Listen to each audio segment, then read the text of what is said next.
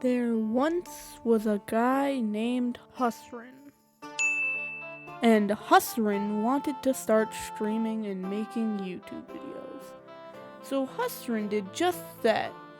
He set up a mic and webcam and tried to start streaming. But then he faced a dilemma. What should I stream? Husrin thought. So he searched and searched far and wide through the land known as his Steam library and inevitably landed on a small game he had rarely ever heard of called Noida. I've heard good things about this game from my brothers. Sure, I don't play games like this often, but it'll be fine. And Husrin proceeded to start streaming and playing the game. And he promptly died over and over and over again. And after innumerable deaths, he realized he must have serious brain damage. Because even after dying hundreds of times, he loved this infuriating piece of trash dumpster fire. And so, to this day, he keeps playing and loving roguelikes for some reason. And he loved them so much, he decided to make an entire video about why roguelikes will never be like other games. So after that moment, for the next year, almost every single game I've been playing has been a roguelike or a roguelite.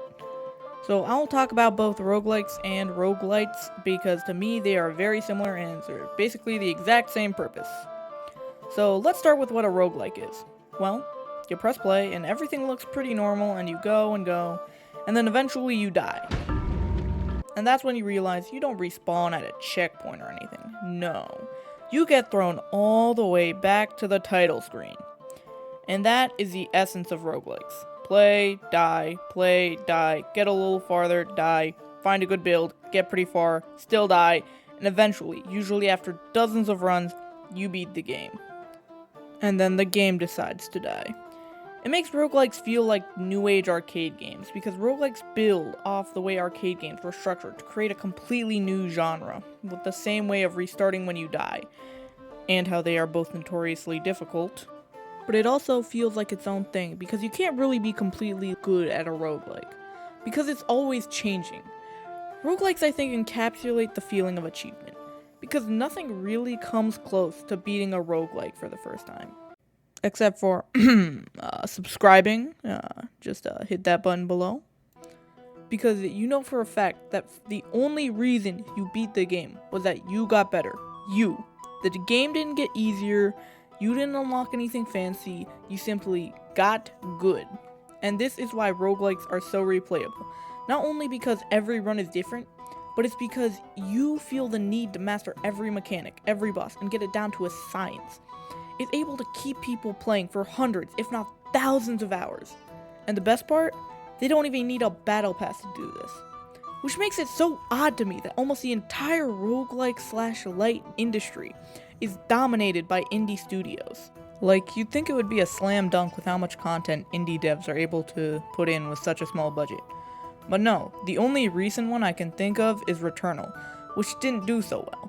Which honestly, I'm kinda glad about, because in my opinion, no genre really shows off indie development more than roguelikes, which contributes to why they're so good, because almost all roguelikes are made by indie studios, and most indie studios actually care about how their games play. So a lot of roguelikes just feel really polished and like there was actual passion behind them. So now that we established what makes roguelikes so good, let's talk about the different kinds of roguelikes. We got the first ones almost purely skill-based, the next one's more RNG focused, and the most niche ones, knowledge-based, which is home to, oh god, have mercy, it's Noida! Now that we got that out of the way, now let's start with the more skill-based ones, which are my favorites by far, like Enter the Gungeon or Dead Cells. Loot does play an important part, but inevitably it comes down to how well you play. So these types are usually by far the most satisfying ones to beat for me, and the RNG based ones like Risk of Rain 2 in my opinion, where a lot of it comes down to insane luck. I feel kinda impartial to these. They're really great for more chill games for the most part, but if there is one thing I can always think about these kinds of games, is that they will probably be the basis for any gambling addiction I get. So yay! And for the last and final one, knowledge-based ones, where I only really have one game I've played that fits this description. So I literally made an entire subgenre of roguelikes in my own mind. The game is Noida, as you could probably tell. And that's because no matter how lucky, no matter how skillful you are at the gameplay, you will absolutely 100% suck at it. This entire game is based on the principle of hundreds of different spells and wands, but none of the spells or wands are that great on their own. So you literally just have to have almost omnipotent knowledge of what is going to be useful and what won't. If there is any game that made me mauled the most, it would probably be Noida. Because for me, Noida is by far one of the hardest, most frustrating roguelikes I've ever played. Now, why do I bring this up about all these different kinds of roguelikes? Well, it's because it shows that one of the best parts about roguelikes is that there are so many differences in the genre. It is very easy to find one you like. Now sure, there are some problems with roguelikes. Like some people could say that they are pretty archaic, they can be a bit too hard, they can get boring after a while, there's not really any progression. But this is where my favorite genre is, roguelites. So roguelites are almost exactly like roguelikes, except in my mind they erase all problems that could have been had in the genre and replacing them with hardly any. All they add is that after any run, you can slowly upgrade yourself, adding progression.